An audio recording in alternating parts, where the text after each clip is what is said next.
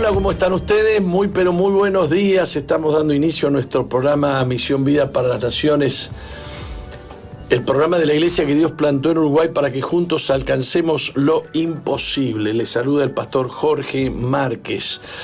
Hoy estoy aquí en los estudios de SOE, acompañando a mi secretaria de programa. Qué lindo que nos acompañe. ¿Cómo le va, Roca? Bien, bien. Estamos bendecidos de poder compartir contigo los estudios de SOE, de que salgas a través de este programa, de que salga nuestro programa de la Iglesia Misión Vida para las Naciones y que llegue a donde hay algún alma necesitada, alguna persona que necesite encontrarse con el Señor, y aunque aquellos no lo estén buscando tampoco, hoy pueden encontrarse con la salvación. Así que un saludo para todos los que nos están recibiendo, nuestras emisoras asociadas en el interior del país, en Salto, en Florida, en Durazno, en Fraile Muerto, a quienes están en Argentina a través de Bless FM en San Juan y Radio Galaxy, Radio Cristiana en la provincia de Jujuy, Argentina.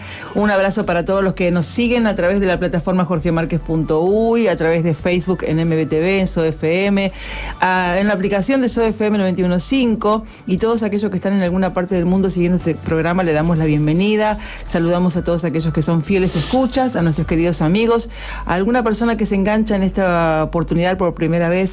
Queremos decirte que Jesús te ama, así que todos ustedes bienvenidos al programa.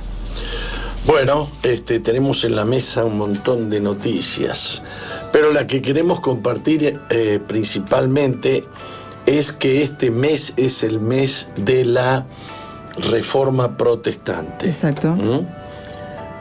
La Reforma Protestante, normalmente atribuida a Lutero, o siendo Lutero, digamos, el que más trascendió, pero fue una reforma simultánea en muchas naciones. Hubieron muchos reformadores y hubieron antecedentes de la reforma. O sea, esto no ocurrió de un día para otro porque Lutero fue y clavó 95 tesis, vio en la catedral de... ¿Cuál era? Canterbury. Eso. Canterbury. Bueno, respecto a eso hay una noticia de que grafitearon a ver, la catedral de... ¿Usted leyó esa noticia? Está por acá, a ver dónde te puse noticias del Reino Unido. Acá Sí, a ver. Desde sacrilegio, horrible, mal gusto o parece un aparcamiento subterráneo de Peckham, un barrio del sur de Londres, hasta auténtica, sincera y tiente puentes. La exposición Giarás, Escúchanos, que se inaugura este viernes en la central de Canterbury, en Kent, Inglaterra, ha desatado la controversia en Reino Unido, ya que ha cubierto de graffiti, aunque importantes son vinilos que después se podrían remover, los pétreos muros de la extraordinaria catedral gótica de Canterbury. El edificio actual se levantó mayoritariamente en los siglos XIV y XV y fue declarado Patrimonio de la Humanidad en 1988. Fue un templo catedralicio católico hasta la ruptura con Roma, y en ese momento se convirtió en la sede del arzobispo. Desde la pasada semana, arzobispa de Canterbury, el primado de la Iglesia Anglicana. La historia de la exposición, que se inaugura en unos días, al menos tiene un origen interesante. El poeta Alexis... pero no tiene nada que ver con Lutero eso. No, pero estoy diciendo que se grafitearon. Claro. Mira lo que te dice acá. Dice, organizaron numerosos talleres a inicio de este año con comunidades marginadas como inmigrantes, alejados de la fe y grupos LGTBI, y les lanzaron un interrogante: ¿qué le preguntarías a Dios? Y todas estas interrogantes la escribieron como graffiti en los muros. La grafitearon entera. Sí. Las cuestiones existenciales brotaron inmediatamente. ¿Estás ahí? ¿Por qué creaste odio cuando el amor es mucho más poderoso? ¿Todo tiene alma? Dios, ¿qué pasa cuando morimos? ¿Alguna vez te arrepientes de tus creaciones? ¿Por qué eres indiferente al sufrimiento? ¿O significa algo nuestra lucha? Esto es lo que grafitearon en... Pero usted lo lee todo ligero y no se entiende. Bueno. Se le están haciendo preguntas a Dios. A Dios, claro. Hágamela una por una, a ver. Bueno, las cuestiones existenciales brotaron inmediatamente. Dice, ¿estás ahí? ¿Estás ahí? Adiós, una pregunta que pregunta. grafitearon en la catedral de Canterbury, que Sí. es la catedral más importante de Inglaterra. Exacto. Siga. Otra pregunta. ¿Por qué creaste odio cuando el amor es mucho más poderoso? Otra pregunta. ¿Todo tiene alma? Dios, ¿qué pasa cuando morimos? ¿Alguna vez te arrepientes de tus creaciones? ¿Por qué eres indiferente al sufrimiento? O, la última pregunta, ¿significa algo nuestra lucha? Bueno. Todas preguntas tontas, Todas preguntas tontas. Como por ejemplo, ¿dónde está Dios?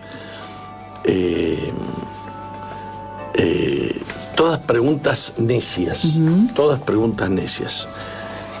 Claro que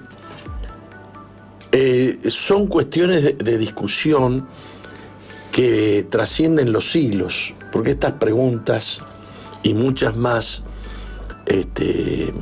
son preguntas que tienden a llevar a la duda y al creyente, ¿no? Claro. Al creyente. Y se estableció una lucha entre la razón y la fe, también desde el principio. ¿Qué es razonable y qué no es razonable? ¿Y por qué Dios hace cosas o permite cosas que para nosotros no son razonables? Y han aparecido esta semana justamente porque es la semana de la, calculo yo que es el mes de la Reforma. Claro. A mí se me ha llenado las redes de ateos. Hay una asociación mundial de ateos que hacen, Sí. por ejemplo, que dicen que la fe es ridícula porque la fe no está basada en la ciencia, porque todo lo que habla la fe es indemostrable y lo único que es razonable es lo demostrable por la ciencia. Claro. Bueno, y aparecen ese tipo de cosas, ¿no? Que son para discutir interminablemente estos temas. Por ejemplo, ¿qué le diría yo a alguien que me hace preguntas como esa? Yo le diría, por ejemplo, que ningún científico demuestra nada sin primero creer lo que quiere demostrar. Claro. Se propone demostrar algo, lo cree primero, la fe siempre es primero. Entonces, no es anticientífica la fe. Por la fe, vemos algo. Einstein era así. Dijo, y si se ondula el espacio, ¿será posible que se ondule el espacio? Y empezó a trabajar en eso. Empezó a investigar. Y demostró que sí, que se ondula el espacio.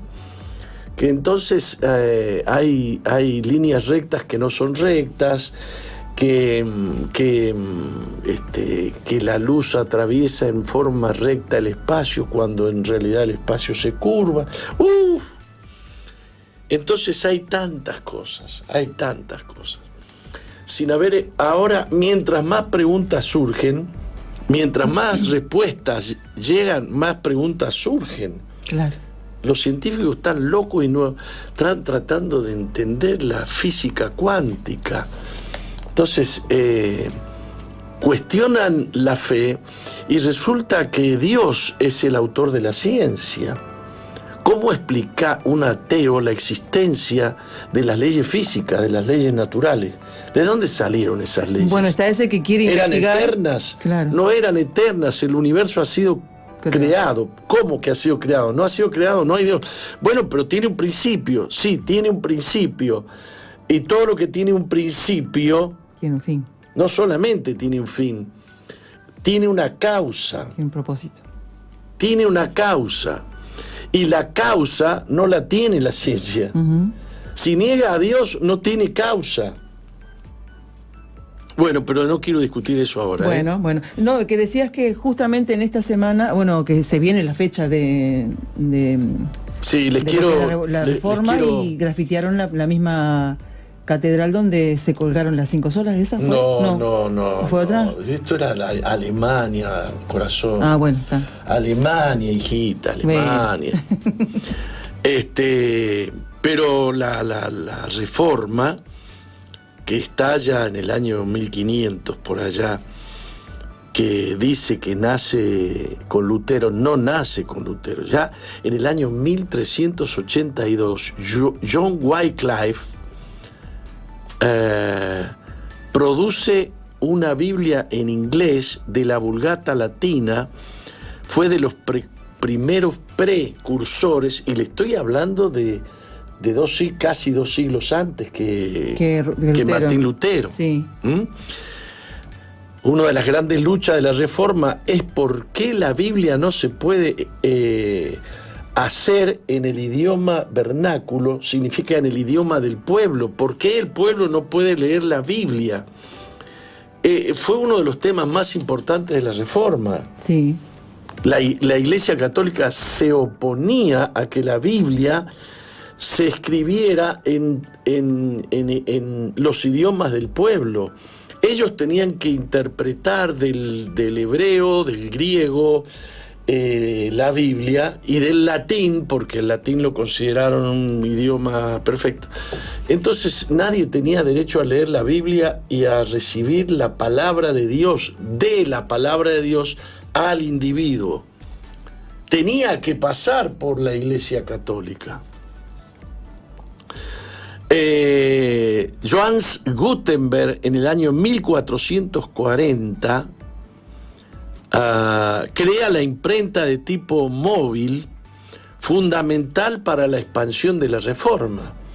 Se aparecen las traducciones de la Biblia y aparece la imprenta. Y la Biblia, que tenía que ser escrita a mano, y era un trabajo terrible escribirla sin errores. ¿Me está entendiendo? Uh-huh. Pero antes de 1440, en el 1415, Jan Hus fue quemado en la hoguera porque defendió muchas ideas que anticiparon las posturas de Lutero. En 1484, salté ahora, en 1483 nace Lutero, en 1484 nace Zwinglio, que es el reformador en Suiza. No fue un monje solamente, fueron muchos católicos que se opusieron a las prácticas deshonestas de la Iglesia Católica de esa época. En el año 1509 nace Calvino, otro reformador. En el año 1512, Lutero, que había cursado una facultad de abogacía, de derecho, uh-huh, abandonó el derecho para dedicarse a ser un monje y logró un doctorado dentro de la Iglesia Católica. Su especialidad, la Biblia, su especialidad era la palabra de Dios, y llegó a ser doctor en teología y fue nombrado profesor de teología en Wittenberg, la iglesia que usted menciona, o la catedral que uh-huh, usted menciona, es la de Wittenberg. Sí. Esa sí es en Alemania. En el año 1517, Lutero publica 95 tesis, sin intención de irse nunca de la Iglesia Católica, pero cuestionaba muchas cosas de la Iglesia Católica. Pero él creía que era lógico introducir reformas. Él planteaba discusión sobre ciertos temas. Y en el año 1521, es decir, 3-4 años después, es llamado a un concilio de Worms, donde se niega a retractarse y es declarado hereje por el Papa y el emperador Carlos V. En ese tiempo, si alguien mataba a un hereje, no tenía consecuencias legales. Claro. ¿Me está entendiendo? Uh-huh.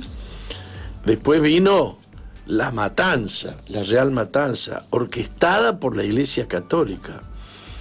Fue escondido en un castillo de Wartburg, y ahí traduce el Nuevo Testamento al alemán. Su ardiente deseo es que la gente conozca la palabra de Dios. Conocer la palabra de Dios es conocer a Dios. Después aparece Tyndall traduciendo el Nuevo Testamento en el año 1526 al inglés, directamente de la edición del latín, del griego, perdón, de Erasmo. Y aparecen otros. Calvino publica La institución de la religión cristiana, síntesis teológica del protestantismo reformado. Y Tyndall, el que tradujo la Biblia al inglés, fue quemado por traducir la Biblia al inglés. En Ginebra, Suiza, Calvino es el gran reformador. Después de 1546, en que muere Lutero, la reforma se consolidó en Alemania, en Suiza, en Inglaterra, en los Países Bajos. Los conflictos no solo fueron entre católicos y protestantes, sino también entre distintos grupos reformados como entre distintos grupos católicos. La contrarreforma católica buscó frenar la expansión protestante mediante la educación, la Inquisición y la reorganización de la Iglesia. A pesar de estos choques, la Biblia llegó al pueblo, la fe se difundió y el protestantismo se extendió a América y al mundo. Bueno, les estoy haciendo una breve, ¿cómo se dice? Descripción de la reforma, que desde el año 1500 hasta aquí han pasado muchos siglos y el protestantismo está, digamos, está firme, o digamos la herencia del protestantismo está firme. Si bien se ha degenerado el protestantismo hacia el progresismo, y que ha llegado a levantar pastores gay y todo esto, y la bandera LGBT. Digamos que los herederos del protestantismo somos los evangélicos y los pentecostales, los que seguimos aferrados a la Biblia, la palabra de Dios. Bueno, Donald Trump ha dicho que cuando él dé la orden, Israel puede disparar en Gaza. Se ha declarado el patrón del mundo, no sé. Muy agrandado Trump, muy agrandado. Sí. Que cuando él dé la orden, Israel tiene permiso para bombardear. ¿Qué está pasando? Que no están cumpliendo los Hamas, no están cumpliendo con la devolución de los muertos, que eran ¿cuántos? Eran como 28 y no han devuelto más de 6, y entre los 6 que han devuelto hay uno que no es judío. De los fallecidos, ¿no? De los muertos, sí, de los muertos. Siguen buscando cadáveres, pero andan diciendo de que no los encuentran. Y la otra cosa es que Israel cumplió con retirarse a otra línea más hacia afuera, y cuando vino la gente de Hamas con armas y empezó a matar palestinos, a matar palestinos que los consideran ayudadores de Israel. Entonces la cosa, digamos, es que este tratado de paz, que tiene que pende de un hilo, ¿no? Que pende de un hilo, está realmente en una situación muy difícil. No sería extraño que hoy o mañana aparezcan otra vez armas de parte de Israel contra los militantes de Hamas. Justo ahora que han dejado entrar, están entrando libremente muchísimos camiones con ayuda, con agua y con alimentos.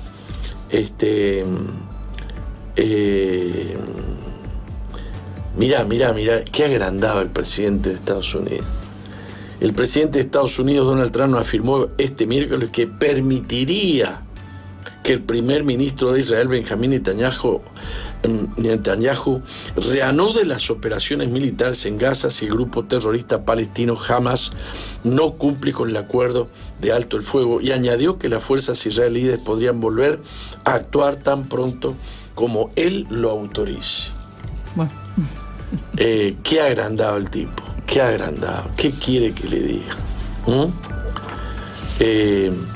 Meloni, la primer ministra italiana, ha propuesto mediante su partido La primer ministra italiana Giorgia Meloni, mediante su partido Hermanos de Italia, presentó ante la Cámara de Diputados un proyecto de ley que busca prohibir el uso del velo islámico en espacios públicos. Me parece genial, porque si los terroristas usan el velo para esconderse, para esconder la cara, no los pueden ni fotografiar. Me parece... es una manera de combatir el fundamentalismo islámico, ¿no? Sí. El terror islamita vuelve a sacudir el corazón de África. Al menos 19 cristianos fueron brutalmente asesinados este lunes en la aldea de Katanga Mukondo, en la provincia de Kivu Norte, República Democrática del Congo, durante un ataque perpetrado por las Fuerzas Democráticas Aliadas, una milicia vinculada al Estado Islámico en África Central, según informó el coronel Alain Kiwewa. Los terroristas interrumpieron en la comunidad durante la noche, disparando contra los habitantes y quemando viviendas, antes de extender el asalto de la aldea vecina, donde también incendiaron casas y provocaron el desplazamiento de decenas de familias. Estas fuerzas democráticas que matan cristianos, originarias de Uganda, juraron lealtad al Estado Islámico en 2019 y actúan desde entonces bajo la bandera de su rama africana. Su objetivo es imponer el califato en la región. Cuando se impone un califato, es aceptable aplicar la muerte a los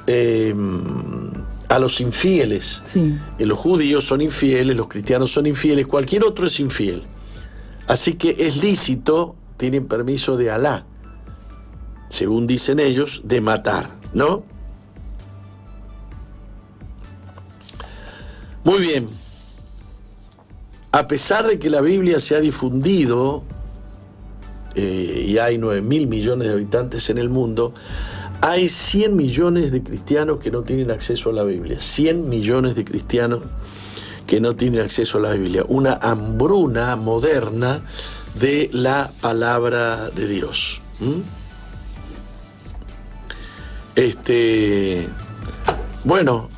Trump se sigue promoviendo como defensor de la paz. Sí. Y el Kremlin acoge con satisfacción el deseo de Trump, es decir, Rusia acoge con satisfacción el deseo de Trump de centrarse en la búsqueda de la paz con Ucrania, tras el alto el fuego en Gaza. Bueno, qué mundo que nos ha tocado, vivir, ¿no? Sí. Inglaterra pronto va a ser una colonia islámica, ¿eh? Sí. Ya va derechito a eso.